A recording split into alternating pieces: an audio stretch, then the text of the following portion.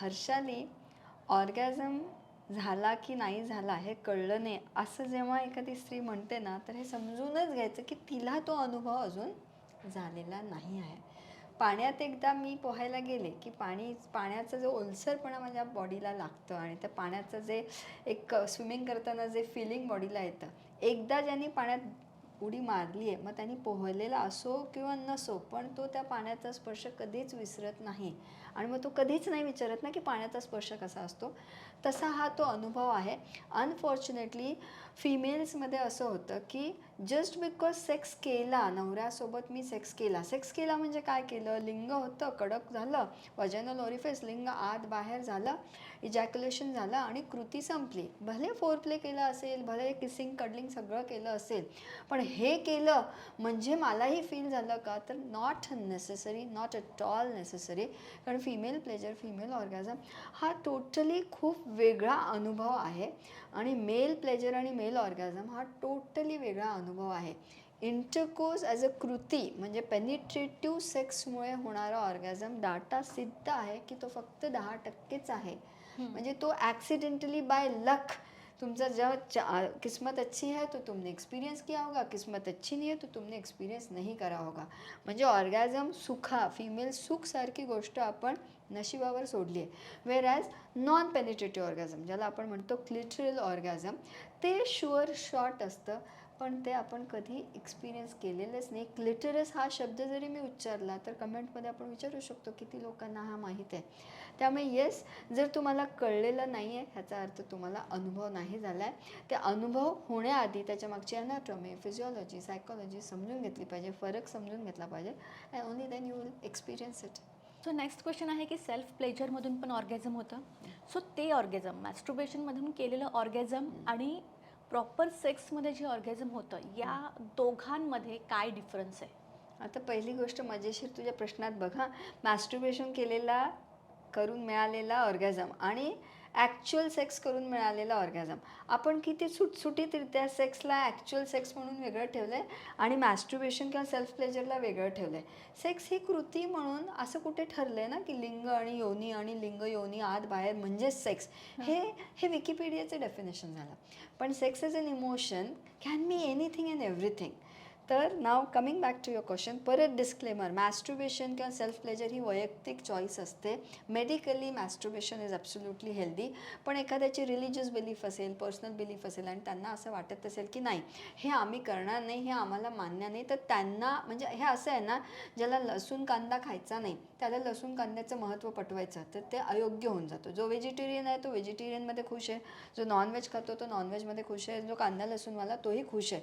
मुळात it is important की तुम्ही खुश आहात की नाही आहात. आता खुश राहण्याचे वेगवेगळे मार्ग आहेत. One of the reason in females masturbation सोपं का असतं, कारण if I had to explain you on diagram wise जर मी एक्सप्लेन करायचं ठरवलं तर हे आपली योनी, आणि पहिली गोष्ट योनी म्हणजे वल्वा जो बाहेरचा भाग दिसतो. वजायना म्हणजे जी आतली नळी आहे, त्या वजायनाला तर हार्डली काही सेन्सिटिव्हिटी असते, ती नुसती इलॅस्टिक ट्यूब असते. कारण तिथून 3 किलोचं बाळ बाहेर येतं, महिन्याचं रक्त बाहेर येतं, किंवा ह्यांचं 6 इंची 5 इंची 4 इंची जे काही लिंग आत जातं.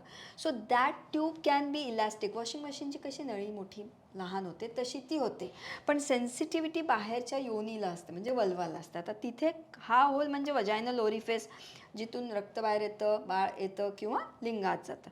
हे छोटंसं होल म्हणजे युरेथ्रल ओरिफिस, जिथून काही आत जात नाही अदर दॅन कॅथेटर, जिथून फक्त आणि फक्त लघवी बाहेर येते. खालचा असतो की एनल ओरिफिस, जिथून पॉटी बाहेर येते. सम लोकांचा प्रेफरन्स असतं एनल सेक्स, तो परत वैयक्तिक चॉईस. न फिमेल मॅस्ट्रुबेशन करायचं म्हणजे बोट आत घालून करायचं की बाहेरून करायचं, इथून प्रश्न असतो. फिमेल मॅस्ट्रुबेशन योग्य आहे का अयोग्य आहे, इथून प्रश्न असतो. करायचं तर नक्की कसं करायचं. माझ्याकडे केवढे क्लायंट्स आहेत ज्या पायात पाय उशी ठेवून रब करतात किंवा जेट स्प्रे वापरून करून घेतात, नळाखालचं पाणी तिथं हे करून घेतात. कारण फिमेल प्लेजरला पेनिट्रेशन नाही लागत, पुरुषांच्या प्लेजरला पेनिट्रेशन लागतं. फिमेल प्लेजरला what you need is friction, lubrication, consent and communication. आणि ते सुद्धा हा जो वरचा भाग आहे, हा असा जो वरचा भाग आहे, आय विश मी मॉडेल आणलं असतं योनीचं, पण राहून गेलं ना. हिअर इथे ना चण्याच्या डाळी इतकं अशी एक मटणाचा मांस असतो, that is the tip of clitoris. म्हणजे पुरुषांना जसं लिंग दिलं आहे तसं स्त्रीला पण लिंग दिलं आहे, पण स्त्रीचे लिंग हे बॉडीच्या आत असतं. If this is the vaginal orifice, literally इथे मागे ती क्लिटरिस असतं, आणि ते क्लिटरिस आणि पुरुषाचं लिंग हे ॲनॉटॉमी वाईज इतकं सारखं आहे, पण लिंग शरीराच्या बाहेर आहे. ते हातात पकडणं सोपं, त्याला फील करणं सोपं. Penetration, erection, ejaculation, reproduction, pleasure, multitasking करणारं पुरुषाचं माझ्या मते एकमेव ठिकाण आहे जिथून ते करतात. पण आता तोच नवरा जेव्हा इथून आत बाहेर करतोय, तर when it goes in, like suppose if it is going in like this, आता ही योनी आहे, तर आमचं क्लिटरिस हे इथेच असतं आणि त्याची फक्त टिप बाहेर असते, बाकी पूर्ण तो अवयव इथे आहे. Now when the husband is doing like this, तर वाया जे धडकलं त्याच्यानी जी काही थोडीफार मजा मिळाली ती मिळाली. मग तो आता काय 20-25 अर्धा तास तर तो धडकत नाही बसणार आहे. बरं, त्यांनी काय खाल्लं, इरेक्शनच्या कडक राहण्याच्या गोळ्या, त्याच्यामध्ये खूप ताकद असेल, कितीही तो असा अमर्ध टाईपचा माणूस असला तरी 1 तास जरी त्यांनी केलं तरी मला डायरेक्ट फ्रिक्शन मिळतच नाही आहे, वायाच मिळते. डायरेक्ट फ्रिक्शनचा स्पॉट हा बाहेरच असतो. आपण जो जी स्पॉट अंदर है किधर है वो ढूंढने का जरूरत है नाही. फक्त ह्याच्यावर जसं लिंगाला समोर एक स्किन असते, प्रिफ्यूज असतं, प्रिफ्यूज मागे गेले की लिंगाची पूर्ण टिप दिसते, तसंच बायकांना पण क्लिटरल हुड असतं. अनफॉर्च्युनेटली इधर भी बुरखे में ही रखा है. मग तो हुड त्या बाईला एका हाताने असा मागे घ्यावा लागतो, मग ही टिप दिसते.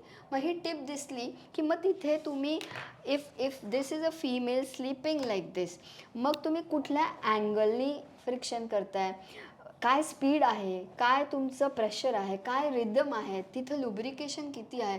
बाई नैसर्गिकरित्या ओली झाली म्हणजेच ती उत्तेजित, हे तर इतकं गोड गैरसमज असतं. कमरे का एसी ज़्यादा है भाई, पहले गीली थी फिर सूख गई. जर ती ड्राय झाली ह्याचा अर्थ तिचं उत्तेजना कमी झाली असं नसतं, कारण हार्मोनल्समुळे ओला पण कमी जास्त होऊ शकतो. Now when you are doing it properly outside, तर तुम्ही विचार करा ना, त्या पॉईंटला डायरेक्ट स्पर्श मिळतो आहे, डायरेक्ट फ्रिक्शन मिळतं आहे, छान रिदमिक 15-20 मिनटं जर ते केलं तर ते सुख गॅरंटेड तरी आहे ना. वेर ॲज द सेम पेनिस, आणि पेनिस इतका वेळ नाही कडक राहू शकत. मग बायकांचं असतं नाही, मग ह्यांना मला बघून काय होत नाही आणि ह्यांना मला सुख देता येत नाही. त्या अवयवाची एक मर्यादा आहे ना, त्या अवयव किती वेळ कडक राहणार, ते अवयव किती वेळ तुम्हाला प्लेजर देणार. बरं, त्या अवयवाला पण एक टीप आहे, ते पण संवेदनशील आहे, त्याची एक लिमिटेशन असते.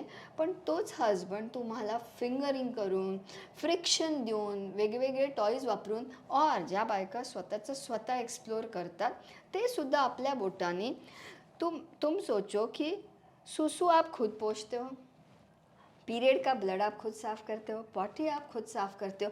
बस इस पॉइंट को हाथ लगाने का बात आया तो हमारा सब अंदर बाहर सब हिल जाता है सिस्टम. असं नाही व्हायला पाहिजे ना.